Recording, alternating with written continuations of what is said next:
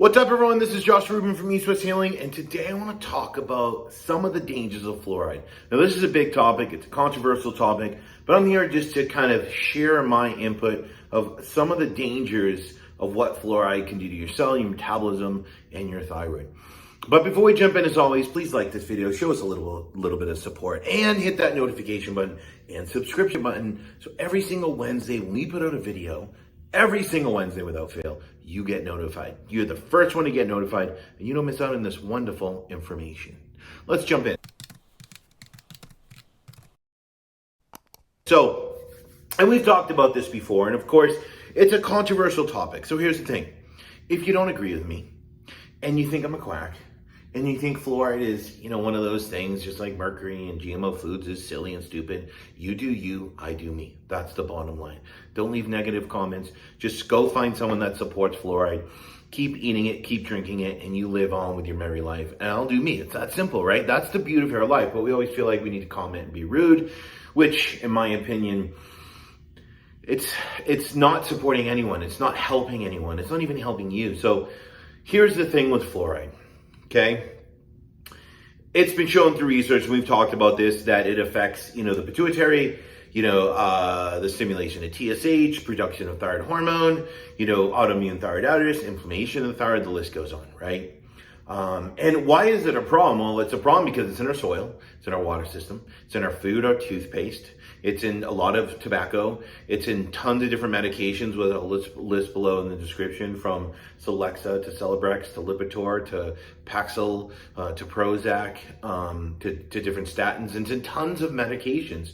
So even though you think you're not getting it, a little bit over time adds up and it becomes very concentrated in the body, and a little bit is still bad in a sense, but we can't get rid of it, right?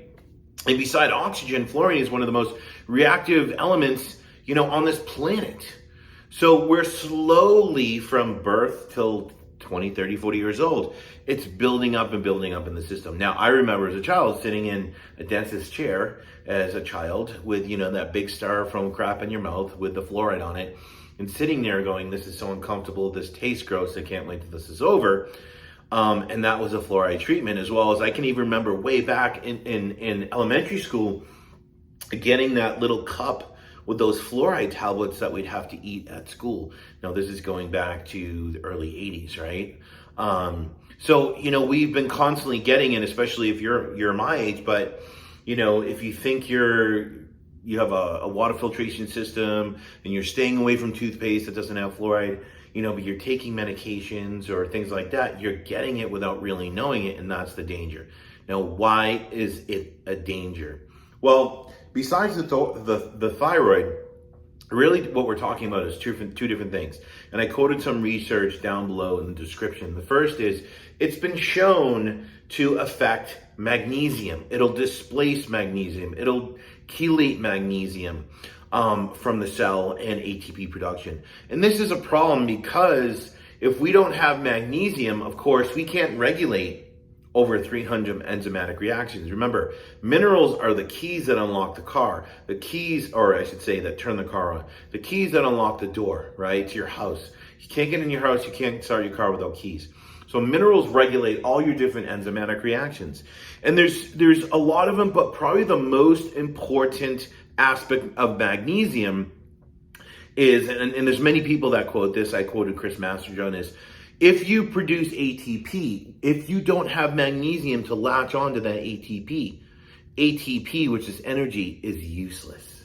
That's like putting gas in your car, right? But you don't have the key to your car. That energy is useless. So the first danger of getting fluoride through food, water, medication, soil, toothpaste, etc., is that it displaces magnesium. We don't have magnesium. We don't get enough from our food. Of course, people are taking supplements, but when you're in a chronically stressed state, the problem is you chelate magnesium. So you can't really make up for it because you're living in the middle of a war zone. You're chronically stressed. On top of the fluoride, you're just displacing it. Now, even if you're taking supplements and eating in a way to produce energy, and you produce energy, if you have all that fluoride in your system and it keeps coming in, you don't have enough magnesium to latch onto the ATP, and ATP is rendered useless, right? All because of stress and fluoride displacing magnesium, right? You have to eliminate the things that are displacing magnesium before you can start building magnesium up. The second is fluoride is a cellular toxin. It causes oxidative stress, and it will prevent the production of antioxidants in the activation of oxygen. And I quoted some research on this, but when you talk about these things, what you're talking about is you're not allowing copper to do its job, right? Because we know that copper retinol metabolizes copper into ceruloplasmin, which is bioavailable copper. And that allows you to activate oxygen. So if fluoride's there, we can't activate oxygen, which increases oxidative stress. We can't produce antioxidants. So ceruloplasmin allows us to activate oxygen, produce energy, and produce all our copper-rich antioxidants like cytochrome oxidase, glutathione peroxidase, catalase, superoxide dismutase, etc., which I listed below in the description. So we produce these antioxidants because we're activating oxygen, because we're producing energy, not oxidative stress, right? What this allows us to do is it allows us to put out the little fires in our body. It allows us to, put out those free radicals and reactive oxygen species that are created from energy production, from the conversion of thyroid hormone, and all these natural things that happen in our body. So we need them, right? We naturally produce antioxidants, one of them being glutathione peroxidase, right? So we don't need these cheap, expensive, glutathione supplements that can't even pass through the stomach anyway, stomach acid. But this is a problem because now we don't have what we need to put out the fires.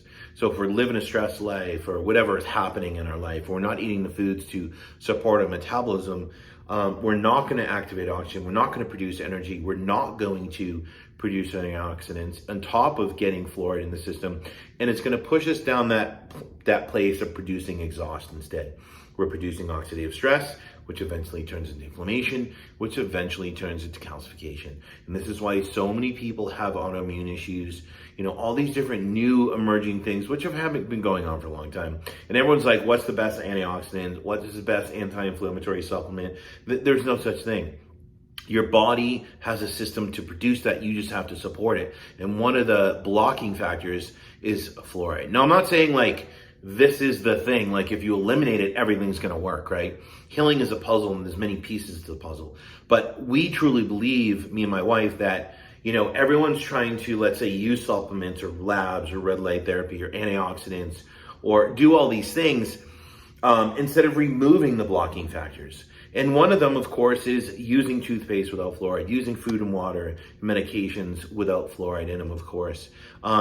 And that's a step in the right direction, but we could even take it further in saying reducing the stress in our life, living in a way that meets our needs with nutrition, because when we do that, we slow down and stop the chelation of minerals. We slow down and stop the burden of stress on our physiological system. So we remove even more blocking factors. Like I said about magnesium. You could remove fluoride that displaces magnesium and take supplements, but if you're still chronically stressed, it burns magnesium at such a high rate. So you're taking one step forward and one step back. So hopefully this video makes sense. It's really simple. There's so many different toothpaste, so much healthy organic food that we can utilize instead of using foods and water and all these different, supplements and things that contain fluoride. When it comes to medication, it's a little more challenging. I'm not a doctor. I'm not telling you to go off your medication. But here's the thing. If you create a different way of living and eating, maybe there's a way you're able to titrate off. But at the same token, health isn't about perfection. Let's say you're on Prozac or something like that, and you've changed how you're living. You're creating this beautiful life. You've de-stressed. You're much happier. You're eating in a way to support your metabolism, right? And you're taking this one little thing, and yes, you're getting fluoride, et cetera, but you're doing the best you can with what you've got. You've created a much different path, right? And that is your healing puzzle right now, and you're exactly where you need to be. So don't try to create perfection, right? The goal is to remove as many blocking factors as you can to create the best healing environment to support your physiology so you can produce energy, to put money in the bank, and create a different state physiologically. That's what the end goal really is. So if you have any questions, please post them below. Thank you for tuning in. I'm out.